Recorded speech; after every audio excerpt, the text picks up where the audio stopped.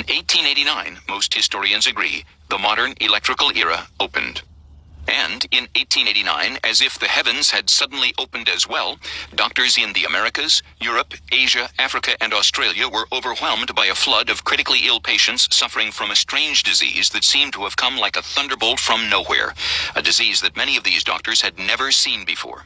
That disease was influenza, and that pandemic lasted 4 continuous years and killed at least 1 million people. Influenza is an electrical disease. Suddenly and inexplicably, influenza, whose descriptions had remained consistent for thousands of years, changed its character in 1889. Flu had last seized most of England in November 1847, over half a century earlier. The last flu epidemic in the United States had raged in the winter of 1874 to 1875.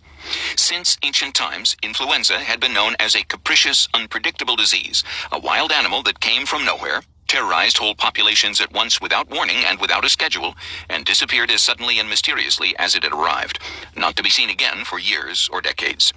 It behaved unlike any other illness, was thought not to be contagious, and received its name because its comings and goings were said to be governed by the influence of the stars. But in 1889, influenza was tamed. 10 minutes completed. Burn calories, 59 calories. Influenza was tamed. From that year forward, it would be present always in every part of the world.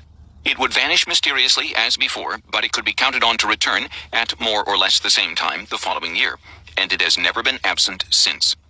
Like anxiety disorder, influenza is so common and so seemingly familiar that a thorough review of its history is necessary to unmask this stranger and convey the enormity of the public health disaster that occurred 130 years ago. It's not that we don't know enough about the influenza virus. We know more than enough.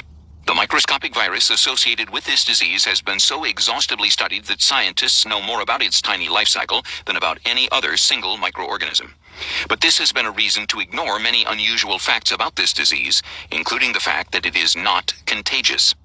In 2001, Canadian astronomer Ken Tapping, together with 2 British Columbia